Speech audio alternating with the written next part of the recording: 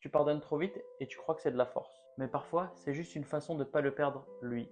Mais malheureusement, c'est là que tu commences à te perdre toi. Il t'a peut-être menti, rabaissé, trahi, trompé. Tu lui as dit qu'il t'avait fait mal. Il s'est simplement excusé et t'a pardonné. Tu fais comme si tu avais oublié, mais la vérité c'est que tu peux pas oublier. Tu le gardes juste enfoui au fond de toi. Tu pardonnes pour éviter la discussion, pour le garder avec toi, pour ne pas faire de vagues. Sauf que maintenant, tu as une boule dans le ventre. Tu es en colère et t'oses même plus lui en parler. Tu te sens certainement mal, t'as l'impression d'avoir trahi tes propres valeurs, t'as espoir qu'il change, mais le pire c'est qu'il recommence. Et tu te dis que peut-être t'aurais dû prendre plus de temps, plus de recul, plus de temps pour toi-même. Parce qu'à force de lui pardonner trop vite, tu lui apprends qu'il peut te blesser sans conséquence. Et c'est ça le vrai problème, c'est pas le pardon. C'est le pardon trop rapide, sans réparation, sans compréhension, sans remise en question, sans avoir appris de ses erreurs. Tu pardonnes pour essayer d'aller mieux, mais en fait tu passes l'éponge sans qu'il n'ait rien appris. Et au fond, tu sais que tu fais ça par peur.